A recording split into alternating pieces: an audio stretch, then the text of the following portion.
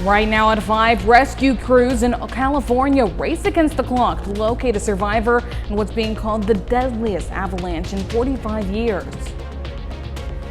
And we've got red flag warnings across the area, warm and windy conditions. We're going to break it down for you coming up.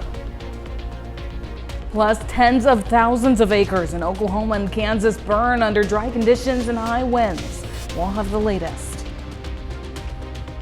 The 4 states' most watched news starts now. Well, good morning and welcome to the KOAM Morning News. It's 5 a.m. I'm Samantha Walker. I'm Chris Warner. It is now Thursday, February the 19th. Happy Thursday, getting closer to the weekend, although it is going to be a colder weekend than what we've had the last couple of them. So be prepared for that. In fact, today, our last above normal day for a while. As our temperatures are, you got to. You also need to be cautious. We have red flag warnings across most of the area. No outdoor burn. We talked about it all week. I know you're probably tired of hearing about it, but we're also talking about the fires just out to our west, which have caused an incredible amount of destruction, chaos, and situations out there, and we do not want to see that happen here. That's why we're stressing so much the importance of being safe, being responsible with anything that's flammable. Just don't mess with it. It's the easiest way to do it is just don't mess with it today.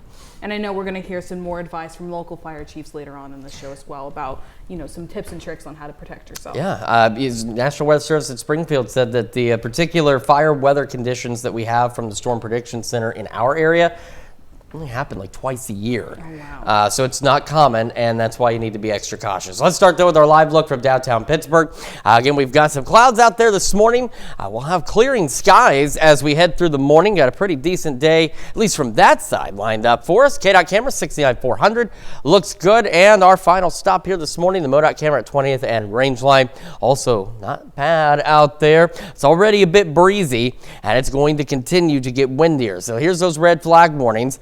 Virtually all of us through 8 o'clock this evening. Again, cannot stress enough the importance of no outdoor burning. And if you, again, welders, simple things you might not think about. Little sparks, it's all it takes to get a fire going, and with the winds, it will spread very quickly. So just be extraordinarily cautious out there. All right, temperature-wise, very mild. 60 in Joplin, 57 in Pittsburgh, and across the region, that's where most of us are sitting.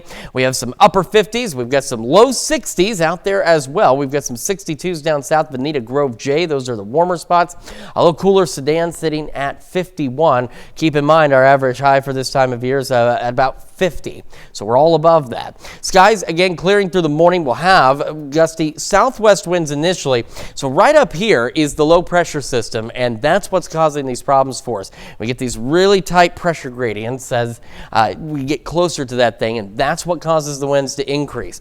As this low moves east to our north here, winds will begin to shift out of the north and west, and so on the other side of this, we'll get gusty northwest winds later today, and then temperatures gradually falling as we shift out of the northwest and that cooler air is filtered in. Be upper 50s as kids head out the door, mid 60s by lunch and recess, and you see it just a small drop between lunch and heading home, a couple of degrees down to about 64. And that's the other thing, is if you're dressing for the warm weather to go to work, school, whatever today, as long as you're not working too terribly late, don't need to worry about it because the temperatures aren't going to plummet. It's a steady drop as those winds shift. So eventually into the upper 60s for our highs. Southwest winds 20 to 25 with those gusts of 40. And as we head into the evening and those winds begin to transition, temperatures will begin to drop. And we down into the 20s overnight tonight. We're going to talk more about that, about some of that wintry precipitation, what that's looking like, and how long it's going to stay cold here in just a few more minutes. Samantha? Chris, thanks. At least 8 skiers were killed and a 9th remains missing in the nation's deadliest avalanche in nearly 50 years. The incident unfolded Tuesday on a mountain in Lake Tahoe area. Ashley Sharp has more. Rescue crews have found the bodies of 8 backcountry skiers killed in an avalanche near Lake Tahoe. The group was taking part in a 3-day guided ski trip in the Castle Peak area when intense storms moved in Tuesday, dumping several feet of snow. 8 of the 9 additional skiers have been located deceased. We are still looking for one of the members at this time. 6 additional members of the group were found alive after reportedly seeking refuge in trees. They were sheltered. They had themselves already started, looking for their teammates and their clients that were missing in the avalanche. Authorities are continuing to search for one remaining skier. Sheriff's officials say they presume the missing person has died due to the weather conditions on the mountain. This week's avalanche is the deadliest in the U.S. since 1981, when 11 climbers were killed on Mount Rainier in Washington. An avalanche warning was in effect for the Tahoe region on Tuesday, with high risk noted at any elevation. It was reported by the individuals that survived that they were attempting to go out as a group, that someone saw the avalanche, yelled avalanche, and then it overtook them. The Nevada County Sheriff says recovery teams will not be able to head back up the mountain until the weather clears, which could take several days. Ashley Sharp, CBS News. 2 tractor trailers collided last night on I-44, causing one of them to catch fire. Missouri State Highway Patrol relayed that there were injuries, but the driver was out of the burning semi. A driver was trapped in the second semi, but was alert and talking. MoDOT emergency alerts state the interstate is closed eastbound, causing traffic to be backed up for miles. Well, 3 Oklahoma firefighters were injured in a fire truck crash on Tuesday, responding to the massive wildfires in the northwest corner of the state. According to the Roston Volunteer Fire Department, thick smoke made it impossible to see the road, causing the fire truck to roll down the hill and catch fire. The department also stressed their need for donations, as some of their trucks are in need of critical repairs to stay fire ready. The 3 firemen are currently recovering, with 2 of them already out of surgery and the 3rd in stable condition. A number of fires have swept through tens of thousands of acres. Nearly a third of the residents in the northwestern Oklahoma town of Woodward were urged to evacuate, but authorities have since lifted that recommendation. Smoke in some areas have impacted visibility and traffic. Governor Kevin Stitt declared a state of emergency in Beaver, Texas, and Woodward counties due to wildfires. The scene is similar in parts of south central Kansas. Some residents who had evacuated their homes are now returning. Kansas Governor Laura Kelly issued a state of emergency on Monday, which is in effect until Thursday. Smoke and ash from these fires have traveled as far as the Chicago area, where it mixed with rain to leave dust on vehicles. As the high winds and dry grass create fire conditions across the 4 states, KOAM's Nellie Lopez spoke with a couple of fire chiefs to get simple steps that could save your property and your neighbors. This year already we've had between 10 to 15 grass fires. Those numbers alone coming from the Reddings Mill Fire Department. With high winds coming around and dried grasslands, the 4 states is putting out a fire advisory. Redding Mill's fire chief warns a fire can easily break loose and it doesn't need to be purposely ignited. You've got a car that's backfiring, not in good mechanical condition, sparks come out the tailpipe, pulling a trailer with the chains that are dragging. Keep the cigarette butts in the car, don't flip them out. Cigarette butts, even though they're designed to be self-extinguishing. With warmer weather, a cookout may be tempting. Fire Chief Mike Gordon from Crawford County mentions they have no issue with natural gas or propane. Those not considered to be open burning by our standards. So those are perfectly okay. Just don't dump the ashes in the yard. Don't dump them in a plastic trash can or anything like that. Make sure that they're extinguished correctly and properly, and that there's no way for them to start any kind of a vegetation fire. Extinguishing the ashes correctly is highly recommended. Some of the wildfires that have occurred weren't even ignited that same day. Even if it was 7 to 10 days ago, please take a few minutes to go out, make sure it's still out. The wind will stir those ashes, and we've had fires that have started 7 to 10 days after they've been thought to be out. Put a lot of water on it and then use a shovel or something to stir it up and put more water on it. And then when you think you're done, put some more water on it. In the 4 states, Nellie Lopez, KOAM News. That's a look at this morning's top stories and weather. Coming up on the KOAM Morning News. A landmark trial could change how social media targets teens. And temps are dropping below normal heading into the weekend. Chris has a look at your Thursday forecast. You're watching the KOAM Morning News. We'll be right back. Topping World Watch, Meta CEO Mark Zuckerberg took the stand in Los Angeles Superior Court in a landmark trial. Plaintiffs and their parents allege that social media apps Facebook, Instagram, and YouTube are addictive and harmful to kids and teens. Gwen Baumgarten reports from Los Angeles. Meta CEO Mark Zuckerberg arrived to court in Los Angeles to testify in a social media trial whose outcome could have a sweeping impact. The plaintiff, a woman with the initials KGM, alleges that Instagram, Facebook, and YouTube were intentionally designed to be addictive, with infinite scrolling, autoplay, and recommendation algorithms. At one point on Wednesday, Zuckerberg testified that Instagram has shifted away from time spent on the platform as a goal.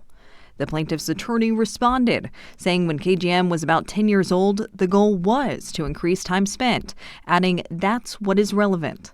A trial like this one will hopefully uncover the disconnect between what companies say publicly to drive up business and engagement and what is actually going on behind the scenes. Back outside the courthouse, advocates and family members of those who have struggled with social media's impact held hands in solidarity. The intention of the company was to prey on teens, use teens' usage, exploit them so they can make greater profits. In a statement to CBS News, Meta says it strongly disagrees with the allegations, citing its commitment to supporting young people with built-in protections.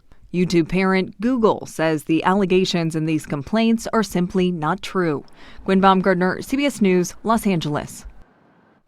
TikTok and Snapchat have settled the Los Angeles case, while Meta also faces a separate social media-related trial that began last week in New Mexico.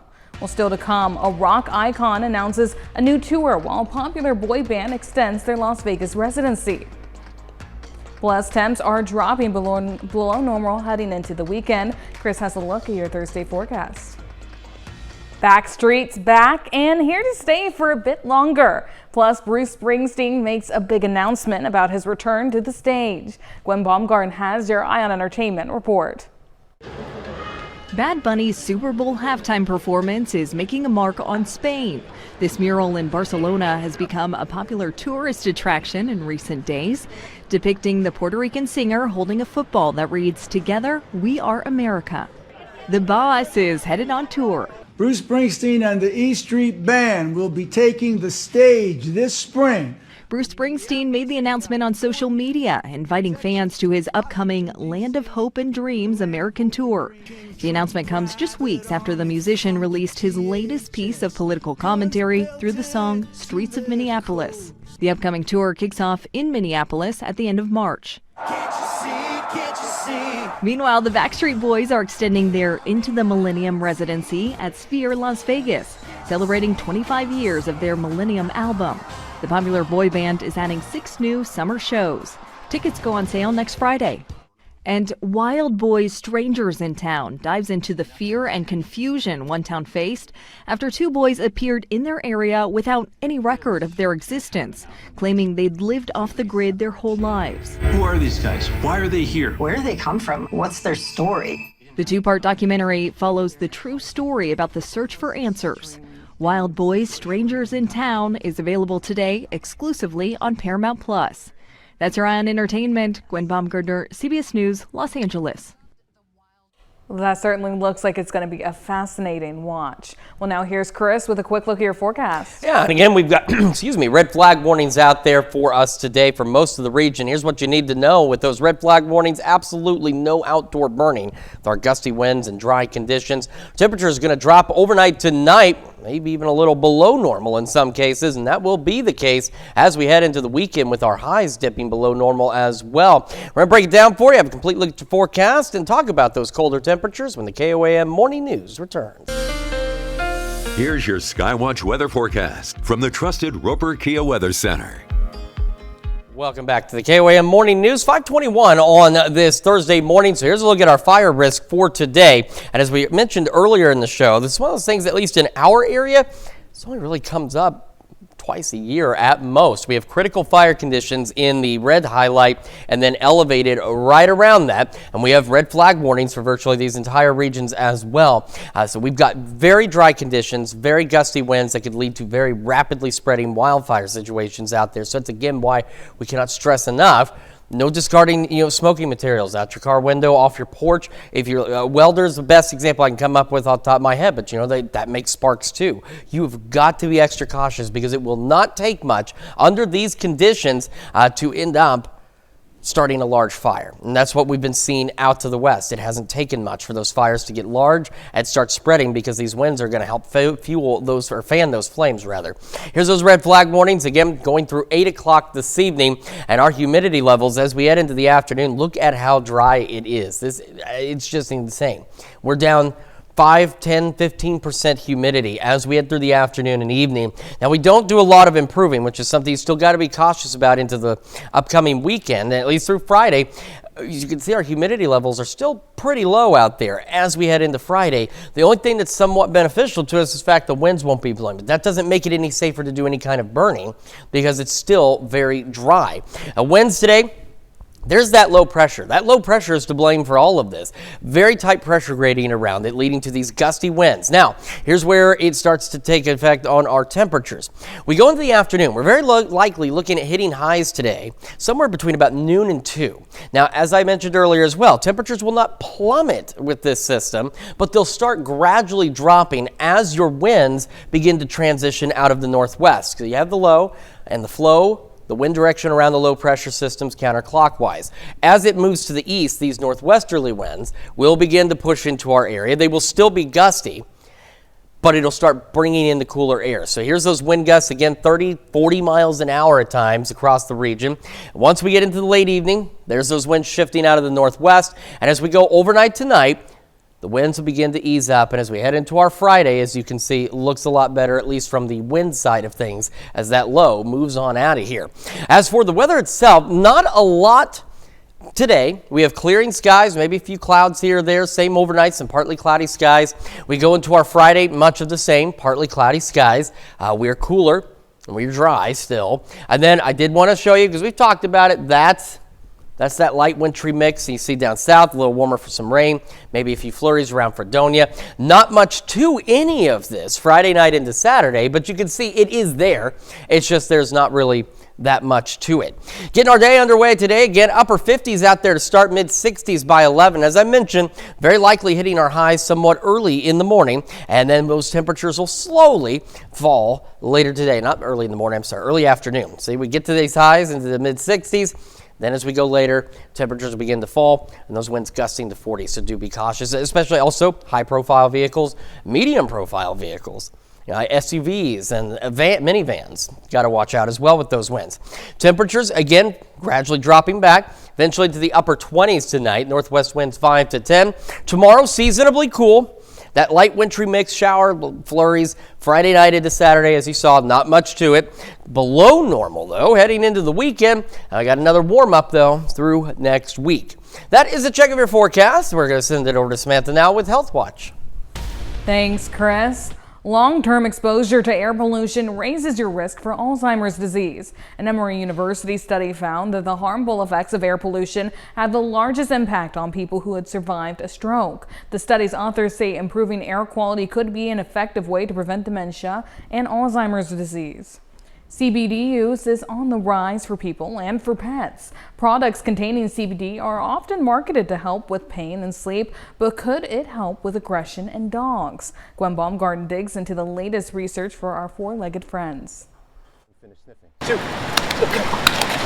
Despite it raining cats and dogs, behavioral trainer Brett Endies takes his dog Sue through a list of commands at this LA dog park.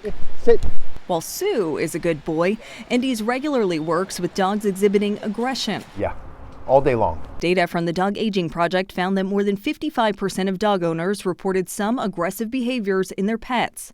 The project includes more than 47,000 dogs. Data also indicated a link between dogs becoming less aggressive following long-term use of CBD or hemp products. It is very important that people know we are not saying run out and get CBD. This is an interesting finding that needs to be further pursued. Dr. Julia Albright is one of the co-authors of a study into CBD use and dog aggression. Researcher analysis noted behavioral changes in dogs with consistent CBD use for at least 2 years as compared to dogs with no use.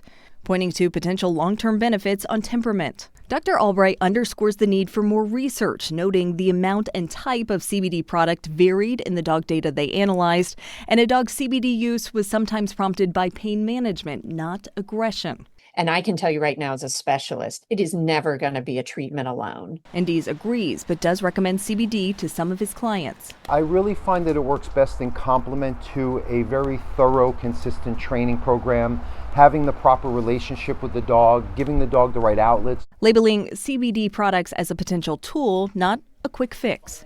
Gwen Baumgartner, CBS News, Los Angeles. That's a look at some of today's top health stories. We'll be right back. Right now at 5:30, some Joplin High School students design a high-tech way to help the homeless population. And we have red flag warnings across the area today, warm and windy, and then a cool down heading overnight tonight. A look at your forecast coming up. Plus, students and teachers at the campus of MSSU for an education career fair. The 4 states' most watched news starts now. Good morning and welcome to the KOAM Morning News. It's 5:30. I'm Samantha Walker. And I'm Chris Warner. It is now Thursday, February the 19th. Happy Thursday to all of you out there. Hopefully having a pretty good week. Hopefully being responsible with the winds and the dry conditions. We talked about it all week. We've seen what's been happening just to our west. And I mean, the grand scheme of things, yeah, it's a drive, but really it's not that far from here where those situations are, and we do not want to see those situations here. So absolutely no outdoor burning. Be careful with anything that has sparks, cigarettes, whatever the case may be. You need to be extra cautious. We're going to start with our live look downtown Pittsburgh and then get through everything you need to know this morning as we get this Thursday underway. We've got some clouds out there this morning, but we are expecting those skies to gradually clear out. KDOT camera 69-400 looks good, and a quick stop to the MoDOT camera rather. 20th and Range line in Joplin looking good as well. Here's a look at those red flag warnings for just about all of us through 8 tonight. That's the one nice thing is this is red flag warnings are one of those things that the individual weather service offices can put out. And so sometimes they don't have the same expiration time. But in this case, all of these run through 8 this evening. Here's what we've got temperatures too. Very mild out there. 60 in Joplin, 57 in Pittsburgh. And a quick look at temperatures across the region. Sedan, still the cool spot, sitting at 51. Most of us, though, into the 50s. Do have some low 60s out there. Veneta Grove J, still the warmer spots, all at 62. So on to the future track, that low pressure system. It's right up there just to the east of Topeka. All right, and that's what's giving us the winds. We get these high pressure gradients. You might see them on different maps. They're called isobars, those lines that go around. They're really close together. That's why we get these gusty winds. Now what's going to happen is that low today is going to start to move east. Ahead of it, or down south of it here, initially we've got southwest winds that are going to be gusting up to 40. As it pushes to the east, we get on the back side of it, those winds shift out of the northwest, and even as they shift, they will still be gusting up to 40. And so that's why you've got to be cautious. This is 8 o'clock, still very breezy, still, of course, very dry, and you need to just, I keep saying, just be careful out there. Don't do anything crazy. Don't do anything that's going to start a fire. We're into the upper 50s. Kids heading out the door this morning. Mid-60s by lunch and recess. Right about the same as they head home. So what will happen, too, is as those winds transition out of the northwest, temperatures won't plummet, but they will start to drop off this evening. And again, those southwest winds ahead of this thing, 20-25, gusting to 40. Behind it, same situation. These winds won't ease up until after midnight tonight. We're going to talk about what happens after midnight tonight and just how cold it's going to get this weekend here in just a few more minutes. Samantha? Chris, thanks. Joplin JAG students tackle a homelessness with a new website after discovering resources were difficult to find. The students worked with city leaders and nonprofits to create a comprehensive guide for people experiencing homelessness. The project stems from a national JAG office assignment focused on community service. Transportation. Like, some people might not know that we have like buses that you can take around town. Or even there's a thing where you can call someone to drive you places. The website breaks down available resources in Joplin and provides step-by-step information for accessing help. Students discover transportation remains one of the biggest barriers for people seeking assistance. Missouri Southern State University hosted its annual Education Career Fair, bringing together students in dozens of school districts from across the four-state area. 52 districts, including Kansas City, Wichita, Tulsa, Joplin, and Springfield, were on hand to connect with future educators. A wide variety of positions were represented, including elementary, middle, and high school teaching, as well as special education and early childhood. I think why the Education Career Fair is special to me is because we get to see students who've worked really hard for 4 straight years in gaining competencies in curriculum, and now they get to connect with employers and start to learn how they get to apply those skills from the classroom into their own classroom in the future. And that's what excites me about the Education Career Fair. The fair is a chance to meet employers face-to-face, learn about different districts, and start turning the skills they've built over 4 years into careers of their own. Well, Vernon County residents got a chance to learn more about the proposed Vernon County Hospital District at the Nevada Community Center. Members of the Nevada Regional Medical Center Board were on hand to provide information and answer questions about what having a countywide hospital district could do and what their tax dollars would go towards. Going to hit some people in the pocketbook more than just a regular sales tax, and so that's where the concerns are at, and hopefully we can help those folks feel more comfortable, and we can help them see the value in having a hospital, and hopefully, at some point those taxes can go back down. The Vernon County Commission approved the measure to go on the April ballot back on their February 3rd meeting after a petition in favor of creating the district received enough signatures. Over 250 students from Southeast Kansas schools united for a musical celebration yesterday. From Yates Center to Uniontown to Pleasanton, the Three River League Music Festival at Southeast High School featured 11 of the league's 15 schools. Students practiced solos and ensembles in the morning before joining together for mass band and choir performances in the afternoon. It's a very fun day. It's very exciting, and everybody has a great time and really enjoys making music together. It does make the day a little bit hectic because we actually, with all of our guests, we tripled our usual population in the building. So it was a very busy building today. The festival has been hosted in numerous schools in Southeast Kansas since 2018. That's a look at our top news stories coming up this half hour on the KOAM Morning News. Want to save money on gas? A new study reveals the cheapest day of the week to fill up your tank. In Consumer Watch, if you want to save a little money at the gas pump, you should hear this. A new report from Gas Buddy reveals the most affordable days of the week to fill up your tank. The report says some states follow a pronounced pattern known as price cycling, when prices reset on a specific day, then slowly decline over the next several days. The study finds that on average, the cheapest day of the week to get gas in Missouri is Sunday, while Wednesday through Friday is the most expensive time. In Kansas, the best day to fill up is typically on Saturday. Gas Buddy says on average, drivers can save 4 to 9 cents per gallon by purchasing gas on the lowest price day of the week. Well, planning a trip soon, Expedia's 2026 Air Hack says Tuesday is now the cheapest day to fly domestically, while Fridays are cheapest for international flights. Expedia says Friday is also the best day to snag the cheapest fares, and August is the cheapest month to fly internationally, saving travelers on average close to 30% over flying in December. Well, getting a great picture of yourself has gotten a lot easier and cheaper thanks to artificial intelligence. Experts say the AI-generated headshot market is booming, but there are some things to watch out for when using a virtual portrait for a job search. Evan Moon has tips from career experts.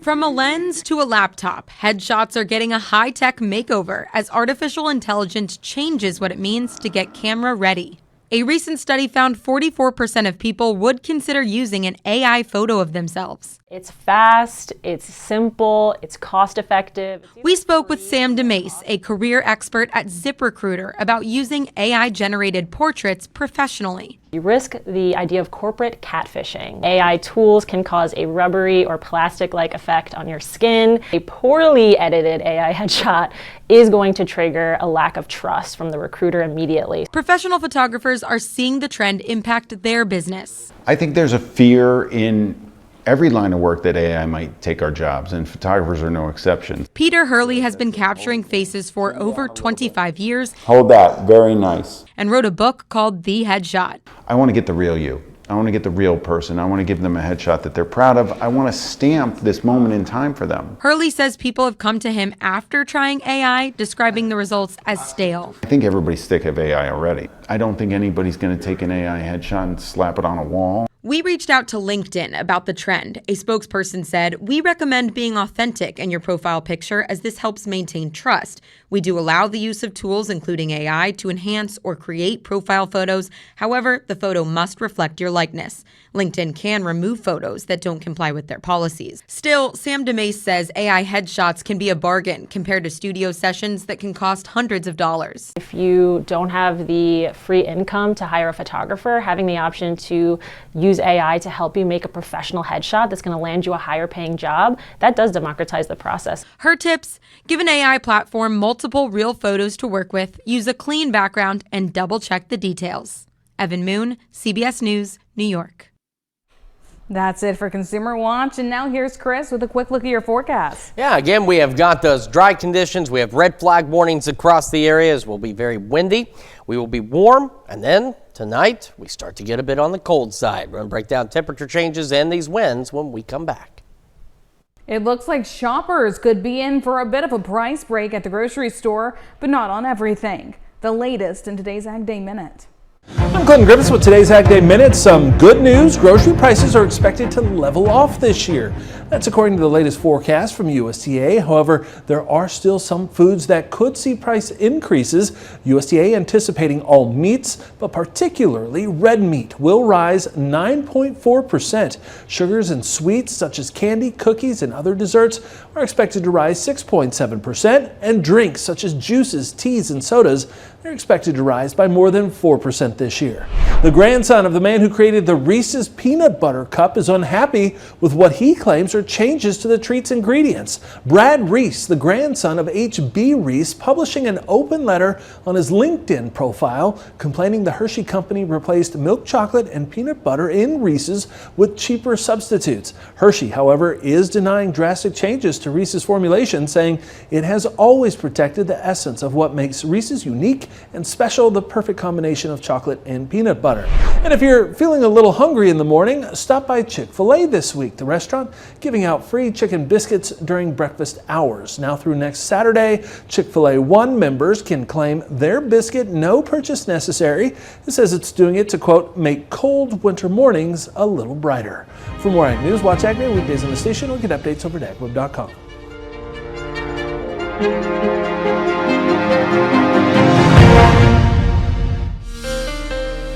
Here's your Skywatch weather forecast from the trusted Roper Kia Weather Center. And we've got elevated and critical fire conditions across the area for us today. So in this yellowish color, we have the elevated fire risk. And then here we've got the critical fire conditions in red. And we do have red flag warnings that go right along with that through 8 o'clock this evening. So again, cannot stress it enough. No outdoor burning. You've got to be cautious with sparks. Anything that's flammable, you can't just toss it down. Smoking materials, welders. Again, it's not picking on welders. They're just the first one that comes to mind. There's a lot of sparks involved in that process, and on a breezy day like this and how dry it is, not a good combination. Here's how dry it's going to be. Look at noon. Some of these humidity levels below 10%. We're talking very dry conditions across the area. Into the evening we go. As you can see, not much improvement. Overnight tonight, slight improvements, 20%, 25% humidity. We will still be dry for Friday as well. The only difference is tomorrow is it won't be as windy. But we will still be just as dry, which means burning can still be hazardous, but we won't have those gusty winds to fuel or to fan the flames. That's our culprit right behind the banner. It's a low pressure system.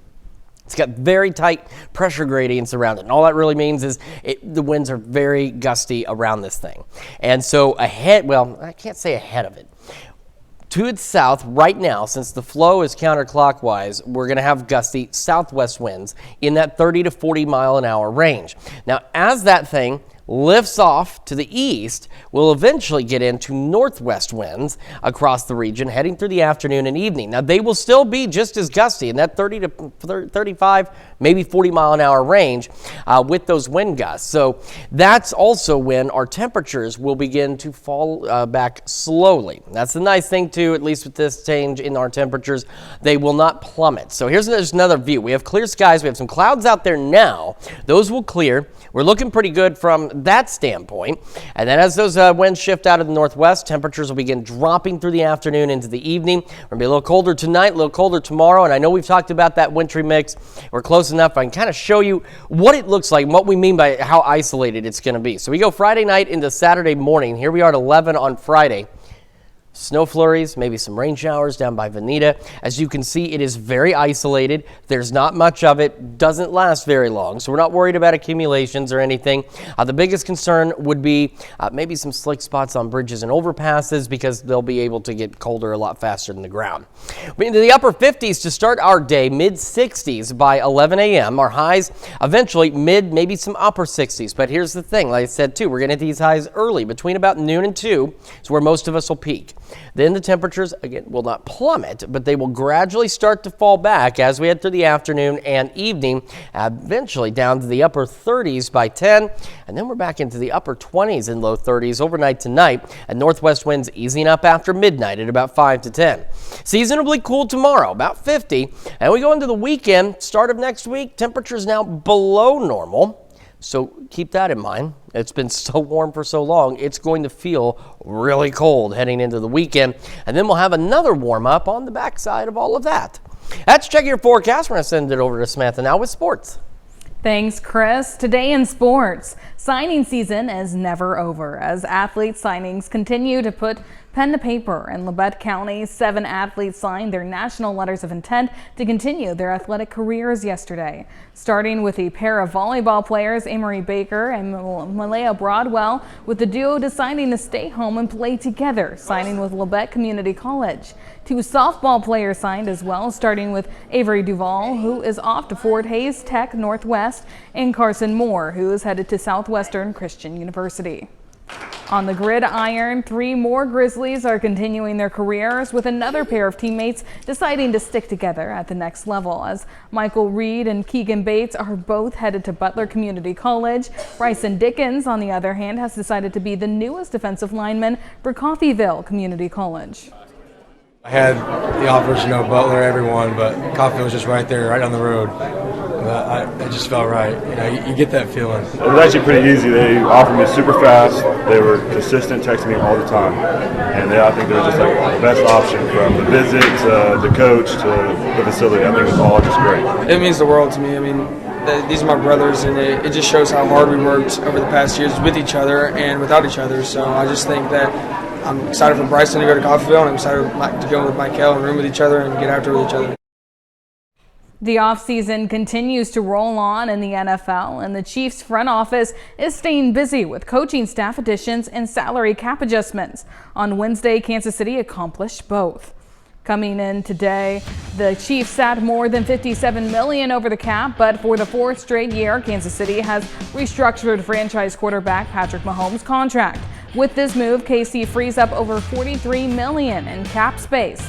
More moves are needed to get underneath the cap by the start of the league year in March, whether it's restructuring more contracts or releasing players.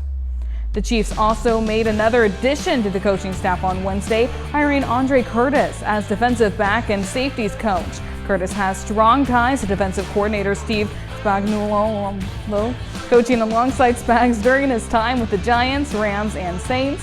In addition, Curtis has 2 decades of NFL coaching experience. That's it for sports. We'll be isn't the only dog at the Winter Games. Check out what happened during a women's cross-country skiing qualifying event Wednesday. Right at the end, a dog came out of nowhere and joined the competitors as they crossed the finish line. According to NPR, the pup is a Czechoslovakian wolf dog named Nazgul. He belongs to one of the event officials and is well known in the area. Apparently, Nazgul got out of the house on race day and decided to join his owner. His appearance delighted fans, and the racers say they weren't bothered one bit. Nazgul didn't interfere with anything, and his participation did not impact the event's results. He just wanted to join the fun. Yeah, and I think he should have got his own medal, I think. He crossed the finish line with him. It was only fair. And he was having a lot of fun. It's a different thing for an Olympic sport. It probably looks very different right now than what he's used to the area looking like. So he's like, I got to check this out. Probably so. That might be what encouraged him to get out of the house. He's like, hey, something's going on. Something really cool's going on. Look at all those people. Our little dog's like that too. She loves people. And I mean, she'll be out the door like that, 110 miles an hour to go greet people. Our winds not 110 miles an hour today, but still gusty enough. We have red flag warnings for most of the area through 8. Very low humidity levels in the 15 to 20% range, maybe even lower in some cases. So absolutely no outdoor burning. And be cautious with anything else that could potentially spark a fire outside. We'll have clear skies out there, clouds to start, but they're on their way out. And we'll go into the upper 50s to start, mid 60s by 11. So between about 11 and 2, that's when we're going to reach our highs. As this low pressure moves to the east, temperatures will gradually fall back. They don't plummet. They'll just gradually fall back to the afternoon and evening. But the big thing, of course, those southwest winds, 20 to 25, gusting to 40. Now, as that low moves east, you're going to feel the winds transition out of the northwest. But these gusts and those speeds will not change. Only the direction that will change. In fact, it won't be until after midnight that we get a break from those gusty winds. Clear skies into the evening. Again, temperatures gradually falling back. Upper 30s by 10, back into the 20s and 30s for our lows tonight. And after midnight, northwest winds at 5 to 10. As we head into Friday, seasonably cool, but it's going to feel a lot colder simply because it's been so warm. 50, upper 40s. We go below normal into the weekend. Again, shower, light wintry mix late Friday into Saturday. Nothing to really worry about. And we'll warm up again next week. Let's check your forecast. More of the KYM Morning News up next.